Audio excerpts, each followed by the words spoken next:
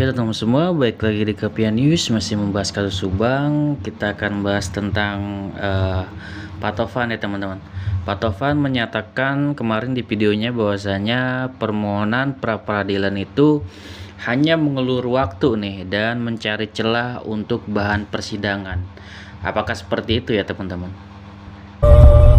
Saya yakin pra-peradilan hasilnya memang akan ditolak ya, karena memang sudah terlalu banyak kejanggalan-kejanggalan, dan menurut saya ya seperti yang saya sampaikan bahwa permohonan ini sebenarnya hanya mengulur-ngulur waktu atau mencari celah untuk bahan nanti dalam persidangan, seperti itu. Lagi-lagi kita syukuri hasilnya, dan setelah ini saya juga sebagai kuasa hukum Danu dan kuasa hukum korban akan ke Bandung, dan kebetulan memang ada satu agenda saya akan mampir ke Polda ya, sekaligus untuk mengucapkan selamat kepada penyidik yang memang sudah berjuang luar biasa. Nah, apakah benar hal tersebut gitu ya? Jika melihat dari pernyataan Pak Roman ya, usai persidangan kemarin atau pra-peradilan kemarin, memang kenyataannya memang seperti itu ya teman-teman. Seperti apa Bang? Pak Roman memang mencari bahan ya untuk persidangan nanti gitu. Dan sepertinya memang Pak Roman sudah mengetahui pra-peradilan itu akan ditolak gitu. Dan namun ia mengetahui bahwa ia akan mendapatkan bahan di minimal gitu kan, walaupun ditolak minimal mendapatkan bahan seperti bukti surat dan juga hasil otopsi ya dari dokter Hastri nih teman-teman, dimana data tersebut bisa dijadikan bahan pembicaraan di persidangan nanti kayak gitu. Dan mengenai pra-peradilan memang tidak dibahas ya teman-teman masalah perkara gitu, jadi memang hanya membahas prosedur saja. Akhirnya saya dapat bukti yang akurat, teks 1 sampai teks 95, bahkan visumnya pun kami baca. Jadi keterangan-keterangan yang ada yang disampaikan oleh Danu itu memang saya lihat langsung, bahkan BAP Danu saya lihat langsung, saya baca langsung di depan persidangan. Betul, kalau secara formalitas dua alat bukti yang tadi disampaikan di dalam pertimbangan memang ada, tapi apakah alat bukti itu berkesesuaian dengan fakta yang terjadi di tanggal 17 malam atau 18 subuh itu belum kita uji, karena kita baru menguji formalitasnya saja. Jadi belum tentu sah ya buktinya. Kalau masalah bukti itu bukan kewenangan di persidangan pra-peradilan mengujinya. Ya, ini hanya masalah penahanannya terpenuhi atau tidak. Dua alat bukti yang dijadikan dasar penahanan itu ada tidak? Ternyata yang di sini yang diuji oleh hakim hanyalah formalitasnya saja. Bahwa keterangan substansi dari isi keterangan saksi, keterangan ahli itu kan tidak diuji di sini. Ya kan? Jadi secara formal katanya menurut keputusan pengadilan tadi katanya sudah terpenuhi. Tapi jauh dari itu semua, saya pastikan bahwa saya sudah memiliki 95 bukti yang selama ini tidak akan pernah terakses oleh kita. Kan? Salah satunya adalah BAP Danu, ya. Kemudian visum yang dikeluarkan oleh Dr. Fahmi pada tanggal 18-19 Agustus, kemudian visum yang dibuat oleh Dr. Hastri itu tanggal 30 Oktober, itu kami baca semua. Bahkan visumnya Danu di visum tanggal 30 Oktober 2021 oleh Dr. Hastri. Di situ ada luka cakar. Ya, kami tidak akan pernah tahu kalau kami tidak pernah menguji ini di persidangan, di pra-peradilan. Nah, alhamdulillah di pembuktian kemarin dokumen itu keluar semua.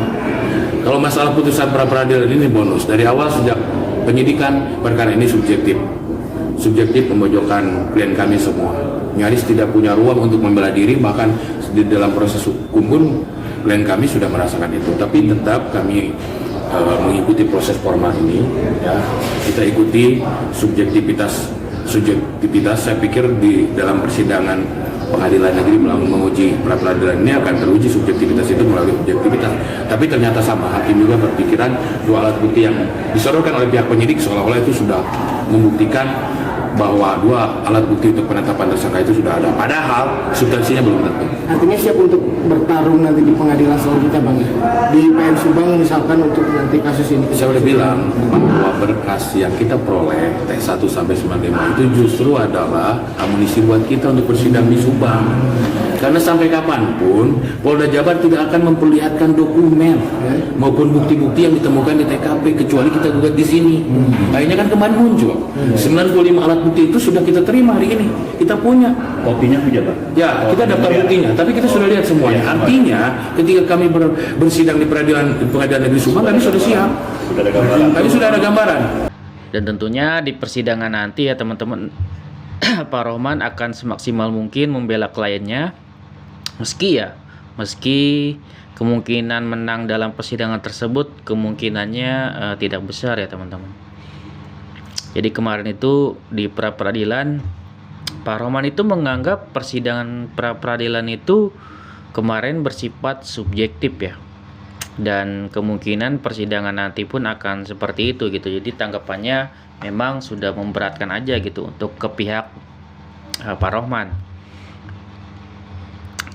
Jadi tuh apa ya, untuk hal tersebut hal ini apa ya, mengingatkan gue juga dengan kasus Jessica ya, kalau misalkan dia beranggapan subjektif gitu. Jadi seolah-olah dari pengadilan itu mau gimana caranya semuanya itu aparat memberatkan yang namanya dari tersangka, di mana kliennya itu klien dari Pak Rohman semua gitu ya. Jadi seperti itu tanggapan dari Pak Rohman. Kalau misalkan ini dia bilang secara subjektif, jadi seolah-olah pengadilan ini berat sebelah gitu. Jadi memberatkan benar-benar apa ya, pihak Pak Rohman, dan tidak peduli akan apa ya, data yang dikasih gitu, seolah-olah ya seperti itu ya teman-teman. Namun apa ya, di sini untuk kasus Subang ya kita doakan ya teman-teman untuk kasus Subang ini, kita doakan untuk Polda Jabar semoga tidak salah dalam menangkap tersangka dan bisa membuktikan di persidangan nanti ya, karena nanti di persidangan nanti tentunya akan dikeluarkan semuanya. Kalau berdasarkan kata dari Kombes Pol Surawan, di persidangan nanti diharapkan, ia mengharapkan ya tentunya ada fakta-fakta baru gitu yang akan terungkap di persidangan, dan itu dia menyampaikannya dengan tersenyum ya pada saat diwawancarai di Tribun News ya. Seolah-olah dia itu memiliki apa ya, memiliki bukti yang benar-benar akan dikeluarkan, dan di situ sepertinya para tersangka ini tidak akan berkutik akan bukti yang akan dikeluarkan oleh Pak Kombes Pol Surawan nanti gitu. Sepertinya seperti itu ya menurut gua. Dan apakah benar topiknya lagi kembali ke topik ya, apakah benar Pak Rohman ini dalam peradilan kemarin hanya mengulur waktu dan mencari bahan? Ya teman-teman bisa lihat videonya, video pernyataan dari Pak Taufan seperti apa, dan juga dari Pak Rohman seperti apa. Jadi yang menyimpulkan sendiri adalah dari teman-teman semua ya teman-teman. Oke, segitu ya video dari gua, semoga bermanfaat. Wassalamualaikum warahmatullahi wabarakatuh. Sini video teman-teman.